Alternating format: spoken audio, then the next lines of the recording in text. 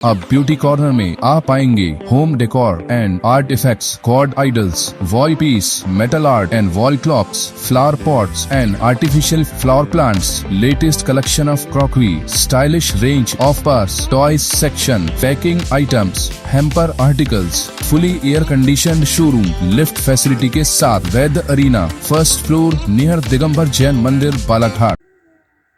बालाघाट जिले से महानगरों और गांव-गांव तक यात्री परिवहन के लिए बसों का सहारा है। छोटे रूट की यात्री बसों की जिले में काफी डिमांड है। बस स्टैंड प्रतिदिन यात्रियों की खचाखच भीड़ से भरा हुआ नजर आता है। हालांकि यहां यात्री सुविधाओं के नाम पर औपचारिकताएं ही हैं, लेकिन खटारा और कंडम बसों के अलावा मानक नियमों की परवाह किए बिना बेलगाम हो चुकी बसों पर नकेल कसने के लिए कोई अभियान चले, लेकिन हालात ढाक के 3 पात की तरह ही नजर आते हैं। एक बार फिर यातायात विभाग ने बस स्टैंड सहित प्रमुख मार्गों पर प्रभावी कार्यवाही के उद्देश्य से निगरानी कड़ी कर दी है। बसों की जांच हो रही है और नियमों का पाठ भी बस संचालकों को पढ़ाया जा रहा है। बीते कुछ दिनों से बालाघाट में बसों की आकस्मिक चेकिंग की जा रही है।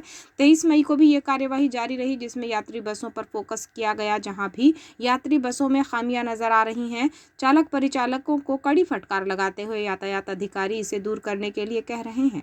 खास बात यह है कि वर्षों से यात्री बसें इसी हालत में हैं। 1-2 दिन की कार्यवाही इन पर अधिक प्रभाव नहीं डालती है। यही वजह है कि जांच कार्यवाही तक तो ठीक है, लेकिन बाद में हालात वहीं के वहीं हो जाते हैं, जो या तो हादसों को निमंत्रण देते हैं या यात्री सुरक्षा के लिए घातक हैं। यातायात प्रभारी यीना रांगडाले बालाघाट बस स्टैंड में निगरानी के लिए पहुंची। कड़ी धूप में ही सही, लेकिन यात्रियों की सुध यातायात विभाग ने ही ली। इससे यात्रियों को सुकून जरूर मिला है। प्रदेश में यात्री बसों के खस्ताहाल अवस्था में सड़कों पर दौड़ने से हादसों का खतरा बना हुआ है। कई घटनाएं भी सामने आ चुकी हैं, जो परिवहन व्यवस्था और सुरक्षा मानकों पर गंभीर सवाल खड़े करती है। यातायात पुलिस की जांच में नियमों के तहत ओवरलोडिंग, फिटनेस प्रमाण पत्र, आपातकालीन द्वार, अग्निशमन यंत्र, प्राथमिक उपचार बॉक्स, इन्हें लेकर कड़ी हिदायत दी जा रही है। कई बसों के भीतर पहुंचकर जब देखा गया तो ये सुविधाएं नाम मात्र की ही पाई गईं। कुछ बसों में अग्निशमन यंत्र गायब था, तो किसी में होकर भी ये चलने लायक ही नहीं था। फर्स्ट एड बॉक्स ना होना भी चिंता का सबब रहा।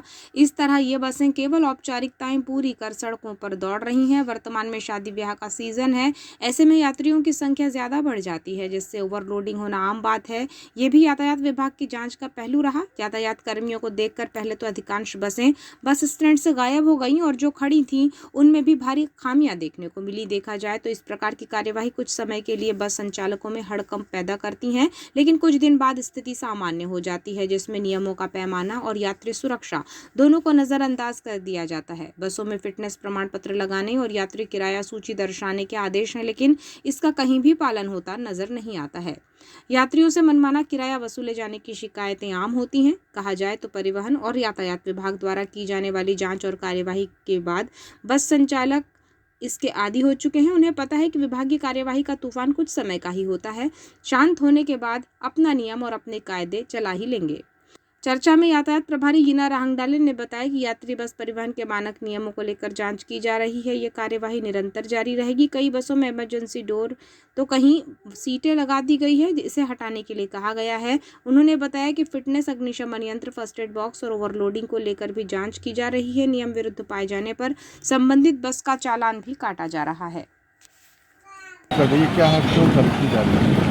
क्योंकि जैसा कि हम देख रहे हैं कि गर्मी का भी समय चल रहा है और वाकई यात्रियों की सुरक्षा को देखते हुए जितनी भी लोक परिवहन की बसें हैं उनकी सबकी चेकिंग की जा रही है। उसमें सुरक्षा के मानकों को देखते हुए सारे सुरक्षा मानक के हिसाब से जैसे अपने इमरजेंसी एग्जिट होना चाहिए, फायर सेफ्टी होनी चाहिए, फर्स्ट एड बॉक्स, सारे सबस वैध जो है दस्तावेज, ये सबकी चेकिंग की जा रही है। वर्तमान में उनकी क्या स्थिति पाएगी बसों में? अभी जैसे बसों को चेक कर रहे हैं तो देखिए बहुत सारी जो बसें हैं फायर की जो इमरजेंसी गेट है वो तो ओपन हो रहे हैं, लेकिन इन लोगों ने क्या सीट लगा के रखी हुई है। तो इन सबको समझाइश दी जा रही है कि आप 2 दिन के अंदर ये सीट हटा लें। जो इमरजेंसी आपका गेट है वो प्रॉपर खुलना चाहिए, वहाँ पे कोई सीट नहीं होना चाहिए। कभी यदि कोई ऐसी अप्रिय घटना ना हो जाए उसको देखते हुए कि कभी ऐसी स्थिति आए तो यात्रियों को सुरक्षित बाहर निकलने के लिए एक एग्जिट गेट होना चाहिए। मैम, गेट तो कई टाइम से उन लोगों ने बंद कर लेकिन आप लोग अचानक ये जब घटना होने के बाद चेक करते हैं। पहले भी हम लोग ने ये चलाया है, इससे पहले भी अभी अभियान के तौर पर चले हैं और बाकी हमारी चेकिंग भी लगातार जारी रहेगी। ये मेन यात्रियों की सुरक्षा को देखते हुए ये किया जा रहा है। और बसों में जैसे कि ओवरलोडिंग भी हम लोग देखने में आ रहा है, तो उसकी भी चेकिंग हमारे द्वारा लगातार की जा रही है कि बसों में ओवरलोडिंग ना हो। सभी बस संचालकों को और यहाँ पे समझाइश भी की जा रही है। इन लोगों के लिए नोटिस भी जारी किए गए हैं यातायात विभाग के। मैम क्या उम्मीद करें कि सेकंड डोर जो है इस जांच के बाद खुल जाएंगे?